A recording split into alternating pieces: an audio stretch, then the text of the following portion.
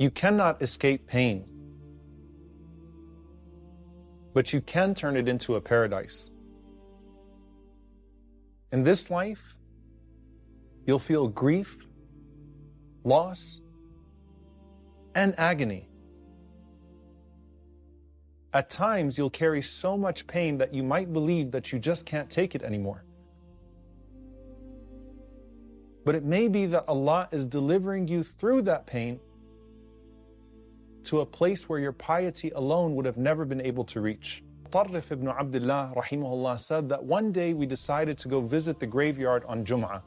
And as we entered it, I noticed a janazah. So I said, let me seize the opportunity to get this reward.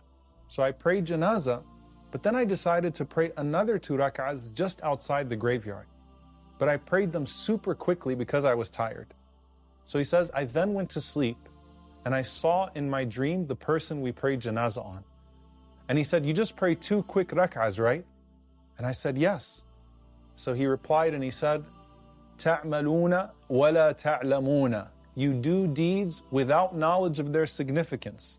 وَنَحْنُ نَعْلَمُ وَلَا نَعْمَلُ. And we, the dead, know how significant they are, yet we are unable to act upon them anymore. And he said, to perform a prayer similar to yours would be more beloved to me than the world and all that it contains. So I asked the man, who's in this graveyard? And he said, everyone here is Muslim and has done well for themselves. Then I asked him, so who is the best one here? And so he says, he pointed towards a grave. So I made dua in my dream.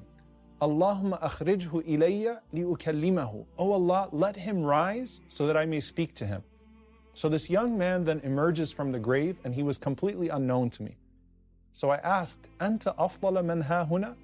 Are you the most virtuous of all of those who are here? So he replies and he says, Qalu dhalik. He said, that's what they say. And I asked him, how did you get that rank? Was it through your qiyam? Was it through your hajj? Was it through your jihad? And he said, none of that.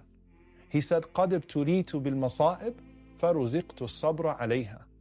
He said, I was tried with difficulty and Allah subhanahu wa ta'ala granted me patience. So with that, Allah has given me superiority over all of them. You see, sometimes Allah tests you so that He can raise you to a place that you otherwise would not have been able to achieve. And the moment you die, He will show you how He kept His promise to you. And there's this story that I always come back to, but it's never been more visual than it is right now. And Imam al-Awza'i rahimahullah narrates from Abdullah ibn Muhammad rahimahullah that he said, I went out to the shore as a patrolman, and our patrol at the time was in Al-Arish in Egypt.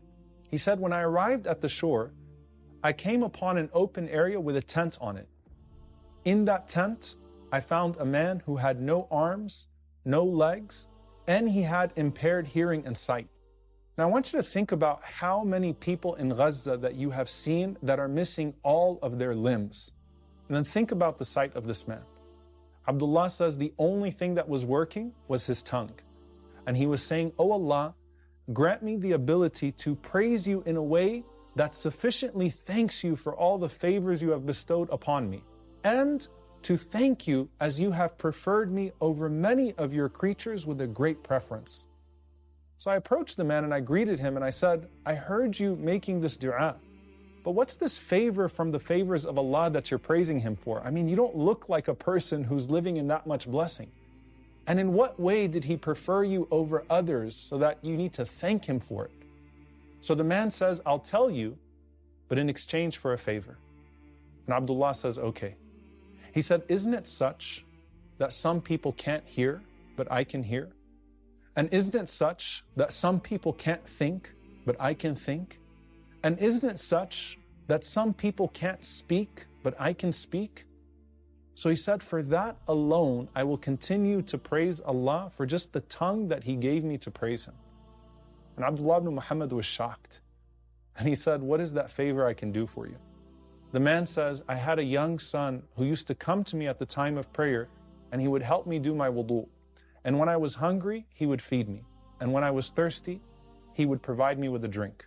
But I've missed him for the last 3 days. So can you please look for him on my behalf? So he said, so I set out looking for the young boy. And I hadn't gone far before I saw a valley that the crows were descending upon. So I went and I found the body of the boy being eaten by them. And I said, Inna lillahi wa inna ilayhi raji'un.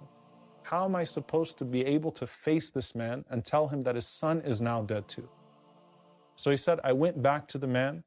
I left the boy at the door. And I said to him, oh so-and-so, are you more honorable in the sight of Allah, or was Ayyub alayhi salam? He said, of course, Ayyub alayhi salam. I said, do you know what his Lord did with him? Did he not test him in his wealth, in his health, in his family and his children? He said, yes. I said, and how did Allah find him? He said, he found him always patient and grateful, praising him, saying, Alhamdulillah. So I said, be patient, O old man, for Allah has now taken your son away. And the old man says, Inna lillahi wa inna ilayhi raji'un. And then he starts to cry heavily, until even then he praised Allah by saying, Alhamdulillah, Allah did not give me a descendant who would disobey him. But eventually he cries himself not to sleep, but he cries himself to death. So Abdullah says, I covered him in a cloak, and then I took his body, and I sat at his head crying. And I was sitting along the main route waiting for someone to come.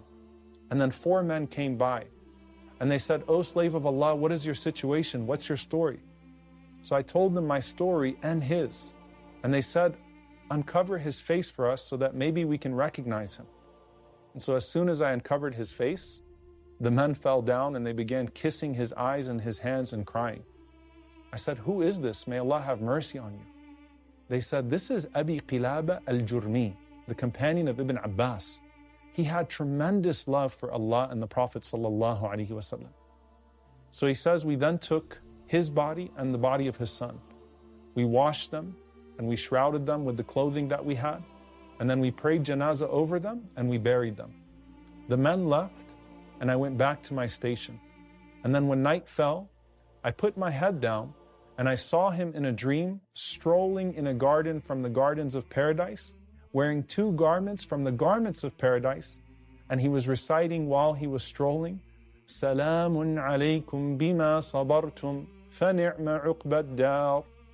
Peace be upon you for what you patiently endured.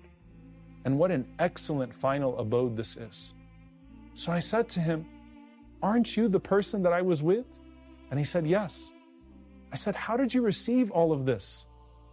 And he said, Inna fil jannati la darajat, la tunalu, illa bis sabri inda al-bala, wa shukri inda al-rakha. He said, verily with Allah, there are levels that cannot be attained except with patience at times of trial and gratitude at times of prosperity. Patience in hardship is the key to levels in Jannah that ease could never unlock.